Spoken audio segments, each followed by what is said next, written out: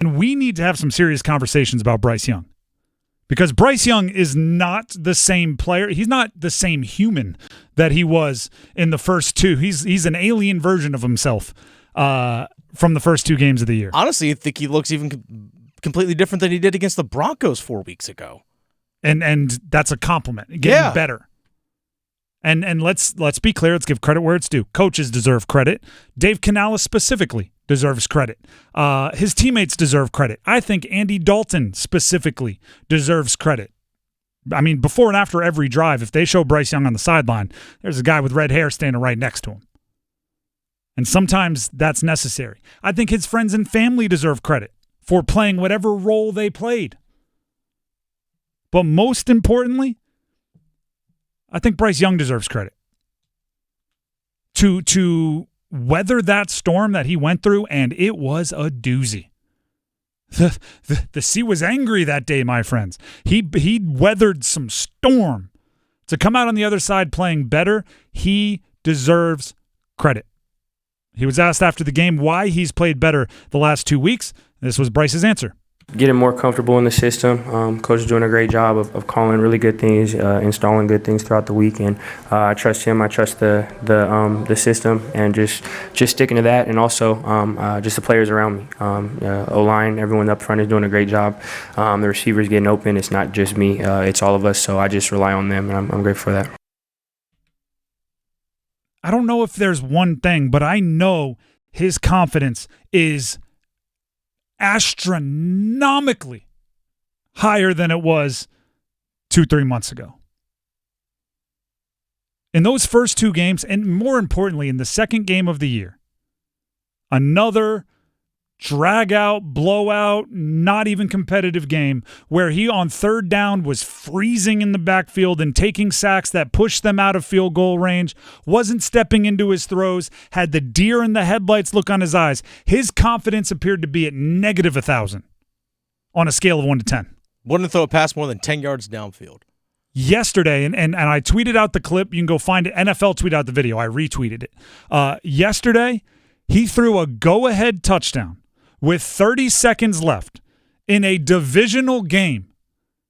And as the ball was in the air, before the receiver even caught it, his hand started going up in celebration. He was, I wouldn't say full Steph Curry, like turning away from the shot before it goes in, but there was the hint of that. That is, A, just a very confident move no matter how well you're playing, but B, night and day from where he was. He has proven he has the thing in his personality to overcome adversity and keep belief in yourself through terrible play, terrible situation, and obstacles, which is exceptionally hard to evaluate in the pre-draft process. You don't know how players are going to react to adversity, and I thought he failed his first couple, like, hey, here's some adversity, let's see how you deal with it tests. But it doesn't matter if you fail him immediately, if you come around eventually, and he has. He has proven that he has the thing in his brain and his personality and his mental makeup to overcome adversity and keep belief. But I do want to say this. He still might fail. He still might fail. And it will be because of his physical and cognitive ability to play football, which I think is really all you can ask for as a player, right? If your career ends and it's because you weren't good enough, I think you can still put your head on the pillow at night, right? There's less regret. If your career ends and you feel like it's because you didn't get a shot, an injury, or you reacted poorly to something that was out of your control, those are the ones that haunt you. He still might fail, but it'll be because I haven't seen quite exceptional pop on the throws, right? I still think at times he's not quite in rhythm with the offense. Like, those are legitimate reasons why quarterbacks sometimes don't work out. It won't be because he was broken mentally, and that's, I think, like, comforting. Mm-hmm. That's and even for the evaluators. Right? Like, if you had him as, your number one quarterback coming out of the draft. Now you get to find out if you were right. Because, let's look at it from our perspective or your perspective, the listener. We don't get to sit down with this guy over 6 hours and get him in front of the whiteboard, and we don't get to talk to his middle school geometry teacher to see, what kind of person he is. We don't get to do all of that. But what we do have the opportunity to do is watch the film, look at him play football, and think if that will translate to the NFL or not. Think if that Heisman production, that elite production at Alabama will translate to the NFL or not. So if he goes to the NFL, and we still think he has the physical ability, but he deals with some adversity early and goes in the tank, we don't know if we were accurate, right? We don't know if the physical ability was going to translate because, he went in the tank. Now we get to see if he has it. If the accuracy is enough to make up for the physical deficiencies, if the cognitive processing, how quickly he can diagnose a play, can make up for the fact that he's 5'10" and an eighth. Now we get to see that, and that's all you can ask for. There are a couple moments yesterday, something doesn't show up in a stat sheet, but I remember I can't remember which, I think it was in the third quarter, maybe in the fourth quarter, he checked at the line of scrimmage, and Jonathan Brooks was lined up behind him in a pistol, and he's like, hey, stand right here to my right. Come up here. And sure enough, it was like to set up. He saw a blitz was coming. Brooks picks up the blitz, and then he ends up, I think, maybe hitting Tommy Tremble on a pass.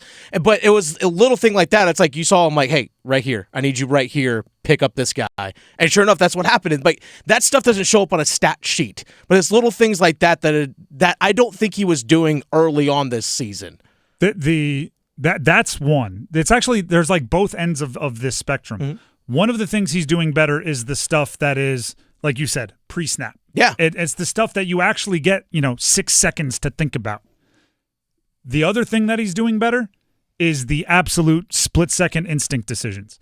He threw a couple away just over the head of a running back standing by the sideline where he's looking downfield, color of the other jersey flashes in front of his eyes. He's about to take a hit, and with absolutely no hesitation, snap the ball out of bounds over a eligible receiver's head, so you don't have to worry about getting intentional grounding, and you don't have to worry about interceptions because it went over the head out of bounds.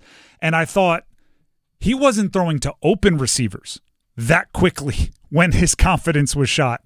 Now he knows I have, say, Chuba Hubbard on the sideline here, and if something terrible happens, I can snap it over his head by 6 yards and escape and live to fight another day. And he doesn't have to think of that. That's just instinctual. So it's let's not pretend like he never made a good play ever in like all of last season. When the play is open, he can make the throw, right? When it's a 3-step drop and it's 1, 2, 3, bounce, throw, which happens very rarely in the NFL, but he could always make those plays. He's getting better at the mental side, what you're talking about, the decision-making that can take, maybe the defense would have upended my nice rhythm here, but I can bring the running back in, or I can slide the protection and allow myself to have that time. Or if I miss that, right, if somebody else misses their assignment, I can hit this quickly, save it, and live to fight another day, which is just an unbelievably underrated part of being a quarterback, is taking a potential disaster and turning it into a gain of nothing. And it doesn't look like anything. It looks like an incompletion on the stat sheet, but it might be the most important play on the entire field. I think, to me, his best throw yesterday, he scrambled out of the pocket. If I remember correctly, it was in the second quarter. Scrambled out of his pocket to the right, and Tommy Tremble breaks up field down the right sideline, and on the run throws a rope. And then I think Tremble picked up 30-plus yards on the play. It was something like that. I was like, okay, that was extend the play, keeping your eyes downfield, and just making a heck of a throw. Like, to me, that was one of his best throws I thought he made all yesterday. And he made some really, really good ones. Ironically, I think his best throw was the deep out on the far hash to David Moore right on the sideline, and he dropped it. Yeah, that was a good one too. He has not been helped a ton by his receivers. Adam Thielen has helped him a ton. Yeah. His receivers have not helped him a ton over the last 4 or 5 games, actually, if you really think about it. Yeah, Legette, we might have to have some questions here, man. Like, hey, I've had a lot of these dropsies this season. And you hope it's going to get better. He also has done pretty well in contested catches, although he didn't yesterday. Yeah. So might be a focus thing. It might just be he hasn't been peppered with a ton of passes in the last 5-6 years outside of his senior year at South Carolina, and he's just got to get back into that rhythm of being often targeted. But it's all good for Bryce Young over the last four weeks. The arrow is pointed up. There are still question marks for sure. Nothing is a guarantee. But the distance between what he was and what he is, I mean, you need a camel and a pack of food to hike that long across that desert. It is going to be a very, very long journey.